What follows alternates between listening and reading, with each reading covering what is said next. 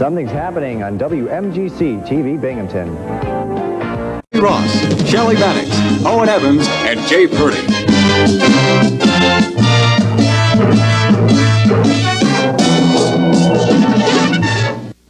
Good evening. 24-year-old Robert Fadden, formerly of Montrose, has today been formally accused of killing 3 people as they slept in their beds late last month. Good evening. This is News Brief. An Endicott man has been arrested on drug charges. He's 37-year-old Lewis Collins of 215 Odell Avenue, arrested in the joint investigation involving State Endicott and Johnson City Police. Broome County is temporarily shelving efforts to look further into selection of a site for a new location for its health department and maybe its social services and mental health departments as well. A committee named by the county executive to look into the situation was named too close to the election. That's News Brief. Good night.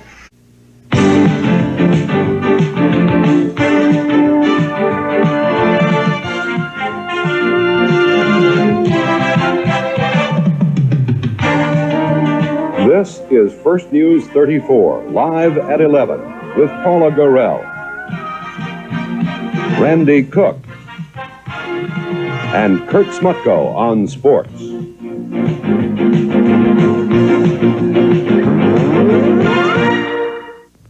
Good evening, I'm Paula Gorell. And I'm Randy Cook. Sometime in the future, we may be seeing some federally subsidized housing being built outside of Binghamton.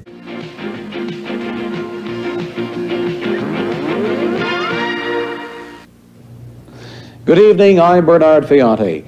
WMGC TV is changing hands. Earlier today, it was announced that Citadel Communications will take over operations. WMGC TV, Binghamton. Bringing you the first in local, national, and world news.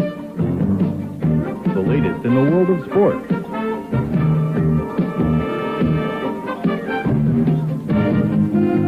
And up-to-the-minute weather.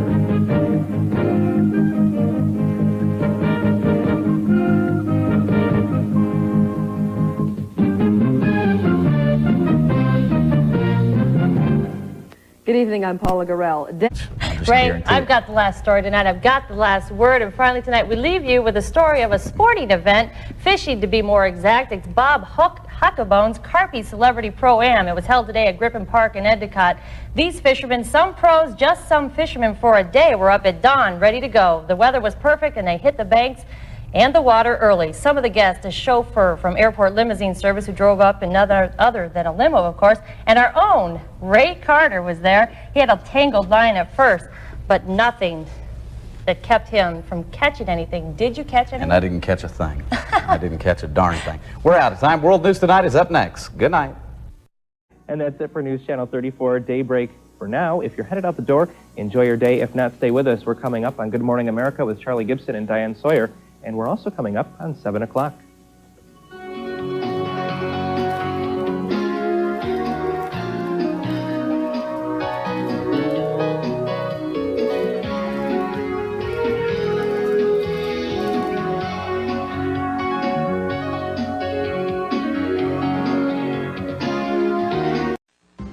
This is a News Channel 34 Daybreak Update. Good morning. Welcome to this News Channel 34 Daybreak Update. I'm Colleen McCoy. Today is Monday, September 15th. Looks like many people in the greater Binghamton area are waking up without power this morning. NYSEG is reporting power outages in several parts of our area due to the high winds this morning, and trees and power lines are down in many places as well. Near tonight, still searching for signs of Saddam. A local man was shocked at the sudden jump in his phone bill. And Broome detectives want to know if you have seen this man. It's all straight ahead on News Channel 34, 11 at 11. Now, coverage you can count on. News Channel 34, 11 at 11. Good evening, I'm Erin Logan. I'm Steve Craig. We begin 11 nonstop minutes of news with the status of Iraqi dictator Saddam Hussein, still a mystery. The Pentagon doesn't expect to know anytime soon whether Saddam died when U.S. bunker buster bombs hit this area of Baghdad, where he was said to be meeting with his sons yesterday. You're watching News Channel 34, 11 at 11. Coverage you can count on with Steve Craig, Erin Logan, meteorologist Derek Hayden, and John Elhart on sports.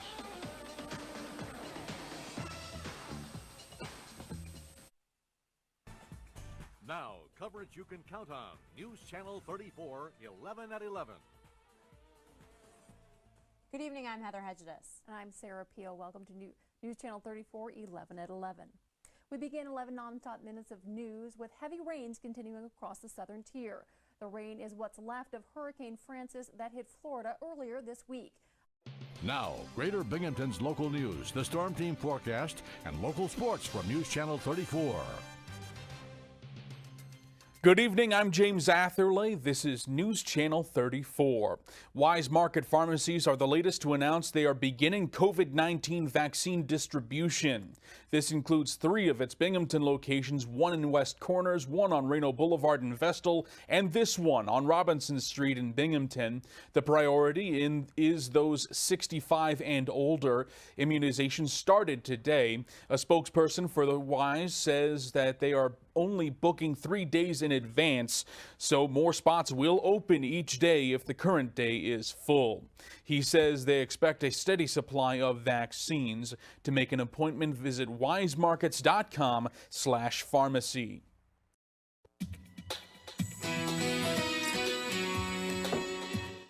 The gap narrows, but only slightly. Anthony Brindisi eats into Claudia Tenney's lead as absentees are counted at 11.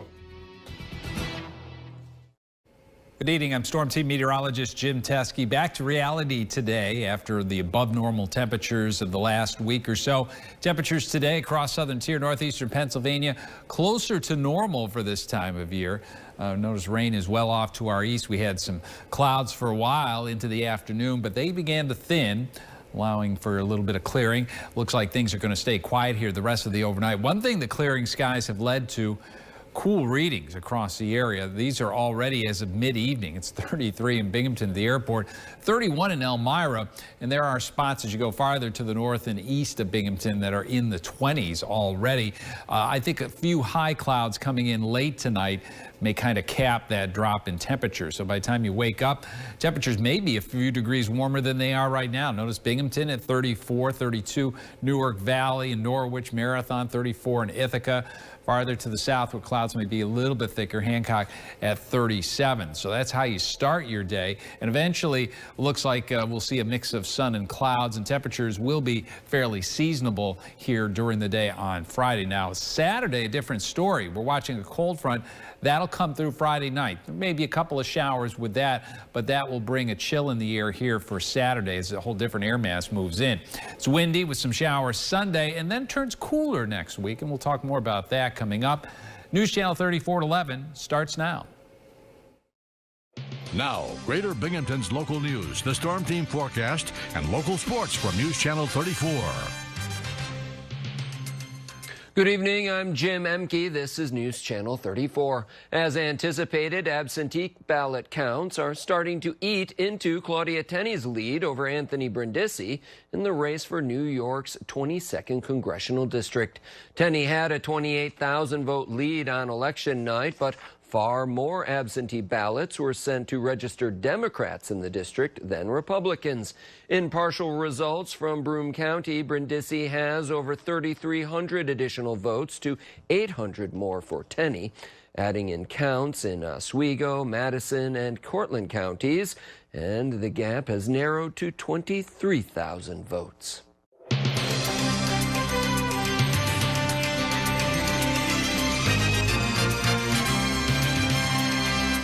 A local Girl Scout troop teamed up with the Waterman Conservation Center to recreate a place that nature and book lovers can.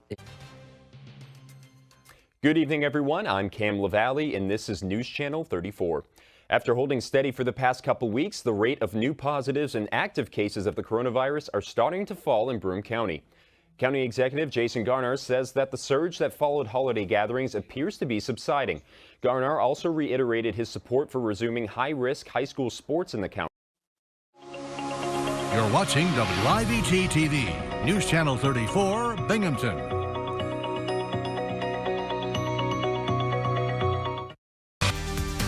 News 34 starts now.